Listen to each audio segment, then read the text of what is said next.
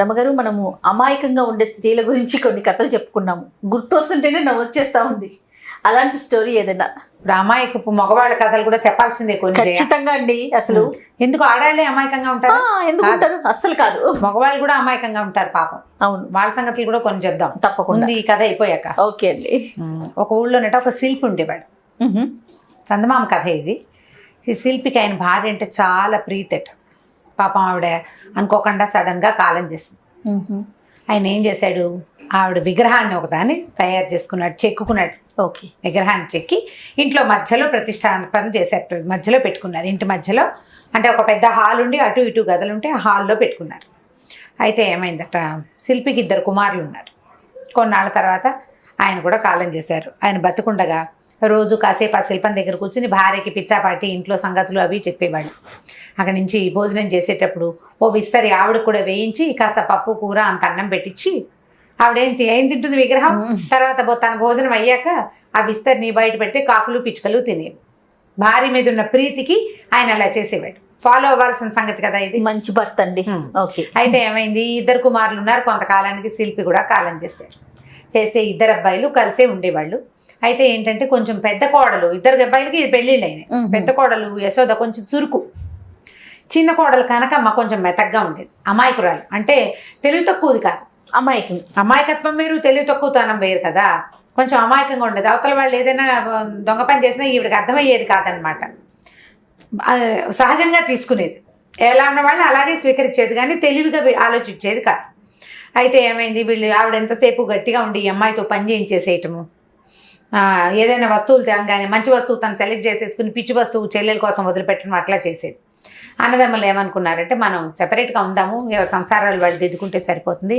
ఎంతసేపు ఆ అమ్మాయి తెలివిగా ఉండి ఈ అమ్మాయి అమాయకంగా ఉండి ఇలా అవుతోందని రెండో అబ్బాయే, రెండో కోడలు భర్త అంటే రెండో కొడుకే, అన్నయ్య సెపరేట్గా ఉందాం, ఆస్తులు కలుపుకుందాం, ఇల్లు సెపరేట్గా ఉండి ఎవరి వంట వాళ్ళు వండుకుందాం అని చెప్పాడు. సరే, సెపరేట్ అయిపోయారు. ఏం చేశారు, హాల్ ఉంది కదా మధ్యలో, అమ్మ విగ్రహం ఉన్నది, దానికి అటు ఇటు రూములు ఉన్నాయి. హాల్ మాత్రం కామన్గా వదిలిపెట్టుకుని అటు రూములు వాళ్ళు, ఇటు రూములు వీళ్ళు వాడుకునే వాళ్ళు. చేరుకో వంటిల్లు ఏర్పరచుకున్నారు. ఈ కనకమ్మ చక్కగా వంట చేసేది, వంట బాగుండేది. మామగారు ఉండగా ఆయన రోజు భార్య దగ్గర కూర్చుని పిచ్చాపాటి మాట్లాడేవాడు కదా. అట్లా ఈ అమ్మాయి కూడా అత్తగారి దగ్గర కూర్చుని అత్తయ్యాన్ని పొద్దున్నే దండం పెట్టేది. ఓ పువ్వులు తెచ్చి ఆ విగ్రహానికి తలలో పువ్వులు ముడిచి కాస్త రోజు బొట్టు కాస్త పెట్టి, పెద్ద ముత్తైదు కదా, పసుపు రాసి కాస్త బొట్టు పెట్టి దండం పెట్టుకుని ఇంట్లో ఉన్న సంగతులు ఆవిడకి చెప్తూ ఉండేది. అయితే ఏం చేసేది, ఆ మామగారు చేసినట్టే ఓ విస్తరేసి కూర నార అన్నీ వేసి అక్కడ పెట్టేది.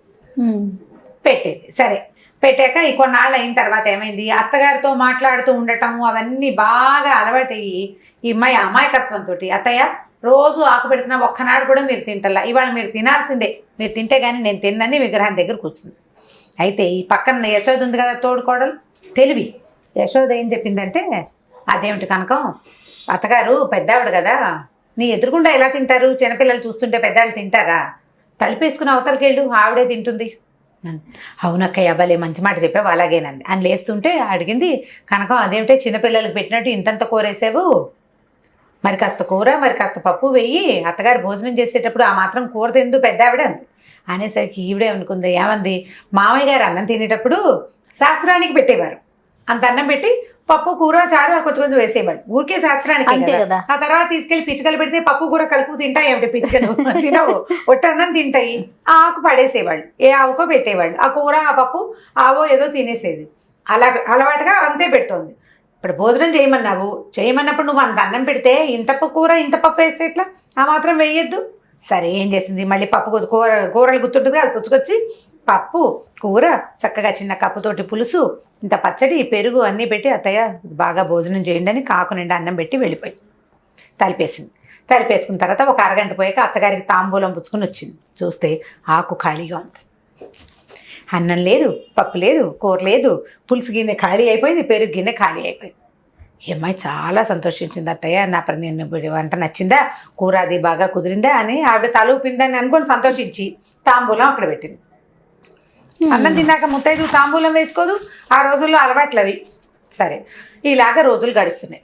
రోజు పెడతానే ఉంది. రోజు అమ్మాయి వంట చక్కగా సాంగంగా చేసి అత్తగారికి ఇష్టమని తెలగపిండి కూర చేస్తుంది, అత్తగారికి ఇష్టమని కందాబచ్చలు కూర చేస్తుంది, ముక్కల పులుసు చేస్తుంది, సేమియా పాయసం చేస్తుంది, ఏదో చేస్తూ ఉంటుంది.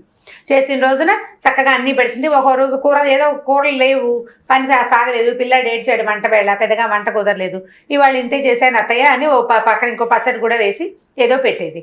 రోజు ఆ ఖాళీ అయిపోయింది, అత్తగారు తినేసిందని విస్తరి తీసుకెళ్ళి ఆవుకు పెట్టేది. గడిచింది కొన్నాళ్ళు, ఒక నెల్లాళ్ళు గడిచాక ఏదో పండగ పేరెంటమో వచ్చింది వాళ్ళ ఇంట్లో. వస్తే వాళ్ళ భర్త పనిలోకి వెళ్ళకుండా ఇంట్లో ఉండిపోయాడు. ఆ అమ్మాయి భర్త రెండో కొడుకు, శిల్పి గారి రెండో అబ్బాయి. అయితే ఏమంది, ఇది ఆకు నిండా అన్నం వడ్డించి పెడుతుంటే అదేమిటి అంతంత వడ్డిస్తావు, ఏ కాకులు తింటే ఎంత పిచ్చిమొహం, అంతంత వడ్డించుకో అన్నాడు. అదేమిటండి అత్తయ్య తింటారు. అత్తయ్య తింటాం ఏమిటి నీ బొందా అన్నాడు. నిజమండి, అత్తయ్య గారు రోజు భోజనం చేస్తున్నారు అనేసరికి తెల్లబోయాడు. ఆ అమ్మ తింటాం ఏమిటే, ఆవిడ ఎప్పుడూ చనిపోయిన మనిషి, శాస్త్రానికి పెట్టేవాడు నాన్న, ఆవిడ మీద ప్రీతితో ఒక గౌరవం, అంతేగాని శిల్పం తింటాం ఏమిటి అంటే మీకు తెలీదు, నెల్లాళ్ళ నుంచి నేను పెట్టిన పప్పు కూర పచ్చడి ఆ శాంతం తినేసేవారు. మధ్యలో రోజు కూరలో ఉప్పు తక్కువైంది, ఆ పూట కూర వదిలేశారు. ఓ రోజు పచ్చట్లో ఉప్పు కారం ఎక్కువైంది, ఆ పూట పచ్చడి వదిలేశారు. తింటున్నారంటుంది. వీడికి అర్థం కాలేదు, ఏమిటిది విచిత్రం. సరే అక్కడి నుంచి పెట్టు, ఏం తింటుందో నేను చూస్తానండి. చిచి అట్లా పెద్దవాళ్ళు తింటున్నప్పుడు చూడకూడదండి, అక్కయ్య కేకలేస్తుంది, అందుకని నేను చూడను, మీరు చూడకండి, భోజనం అయ్యాక అప్పుడు తాంబూలం పెడదామంతే.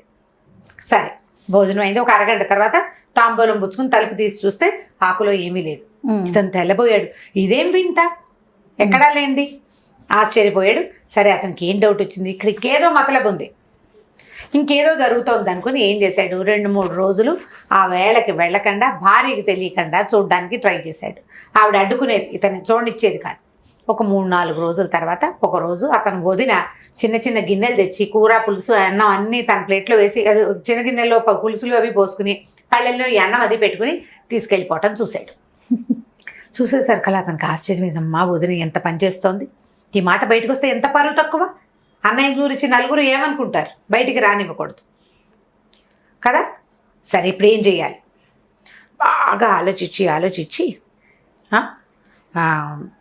ఒకరోజు భార్యని, ఏమే తలుపు సందులోంచి చూడు, అమ్మ ఏ రూపంలో వచ్చి అన్నం తింటుందో నీకు తెలియదు కదా, ఆత్మ కదా, ఏ రూపంలో వచ్చి తింటుందో తలుపు సందులోంచి చూడమన్నాక ఏమైంది, ఈ అమ్మాయి తలుపు సందులోంచి చూస్తే తోడుకోడలు గిన్నెల్లో వేసుకెళ్ళిపోతున్న సంగతి చూడలేకపోయింది. కానీ ఆకు విస్తరి ఖాళీగా ఉండటం, తోడుకోడలు ఆ అత్తగారి విగ్రహం దగ్గర నుంచి నడిచెళ్ళటం కనపడింది.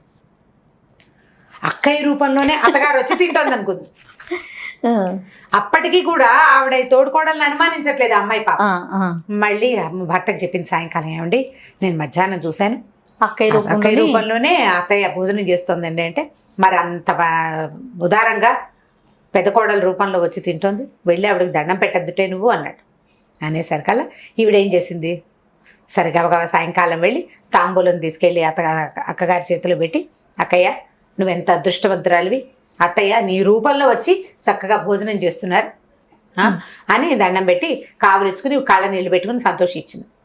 ఈవిడ అమాయకంగా సంతోషించింది, అవతల ఆవిడకి ఏమైనా తేలుగుట్టిన దొంగ అయిపోయింది అనమాట. తోడుకోవడం సిగ్గేసింది, కామ్గా తీసుకోవడం మానేసి.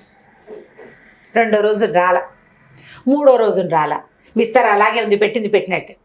సాయంకాలం ఆ రోజు చూసింది, మర్నాడు సాయంకాలం ఏడుస్తూ కూర్చుంది. భర్త వచ్చేసరికి, ఎందుకే ఏడుస్తున్నావంటే, ఏమండి అత్తయ్య కోపం వచ్చినట్టుంది, రావడం లేదు, అన్నం తింటా మానేశారండి అని అనేసరికల్లా, అట్లా కాదే అమ్మ సంతోషపడింది. అమ్మకి అర్థమైంది నువ్వు తనని తెలుసుకున్నావని. ఎక్కడో పుట్టడానికి వెళ్ళిపోయి ఉంటుంది ఆవిడ, ఎక్కడో పుడుతోంది. మనం తెలిసిన వాళ్ళ ఇళ్లలో ఎక్కడైనా అమ్మ పోలికల్లో పిల్ల పుడితే ఆ పిల్లని చూద్దాంలే మనం అని, ఇక ఇవాళ నుంచి అల్లా పెట్టకు, నానబెట్టినట్టే కొద్దిగా పెట్టి అది తీసుకెళ్ళి కాకులు పెట్టి ఆ తర్వాత విస్తరైతే ఆవుకు పెడదు కానీ అని ఒప్పించేశాడు భార్యని. అమాయకురాలు కదా, కన్విన్స్ అయిపోయింది అనమాట. సరే తర్వాత కొన్నాళ్ళు గడిచిన తర్వాత అప్పుడు అతను ఆ వదిన గారు వచ్చి గిన్నెలో తీసుకెళ్తుందనే సంగతి భార్యకి స్లోగా తెలియజేశాడు, రచ్చ చేయలేదు, నిదానంగా తెలియజేశాడు. ఈవిడే సిగ్గుపడి తోడుకోడలు కూడా ఇక ఆ పని చేయటం మానేసింది, మెల్లిగా జాగ్రత్తగా ఉండటం మొదలుపెట్టింది అనమాట. ఈవిడ అమాయకత్వం ఏ దశకి వెళ్ళింది, విగ్రహమే వచ్చి తినేస్తుంది ఒకటి, పోనీ అత్తగారు ఆత్మ తోడుకోడల రూపంలో వచ్చింది. ఇప్పుడు మామూలుగా తెలివిగల వాళ్ళైతే ఏమనుకుంటారు, అమ్మా నేను అత్తగారు తింటోంది అనుకున్నాను, ఈవిడ ఎదిగిపోతుంది దొంగమొహం అని అనుకోరా మామూలు అనుకుంటారు వాళ్ళు కదా. ఈవిడ అమాయకురాలు పాపం. ఈ అమాయకత్వంతో ఈ పని చేసింది అనమాట. తర్వాత నుంచి భర్త ఈవిని కొంచెం కాస్త తెలివిగల దాన్ని చేయటం కోసం ఒక ట్యూషన్ మాస్టర్ని పెట్టి ఈవిడికి పుస్తకాలు చదవటం అవి నేర్పించారు. కథలు చదివితే మనుషుల్ని ప్రపంచం తెలుసుకుంటుంది, కొంచెము రామాయణ మహాభారతాలైనా చదువుకుని ప్రపంచంలో ఎలాంటి వాళ్ళు ఉన్నారో అర్థం చేసుకుంటుందని చదువు చెప్పించే ప్రయత్నం చేశాడు. ఇంతకుముందు ఆవిడ అమాయకురాలు, కాస్త చదువు చెప్పించి విద్యార్థికురాలు చేయడానికి ట్రై చేశాడనమాట. కథ కంచికి మనం ఇంటికి. చాలా బాగుంది. మంచి స్టోరీ, పిల్లలకి చెప్తానికి కూడా చాలా బాగుంటుంది. రైట్ అమ్మ గారు, ఇంకో స్టోరీతో మళ్ళీ కలుద్దాం. తప్పకుండా జయ, నమస్తే.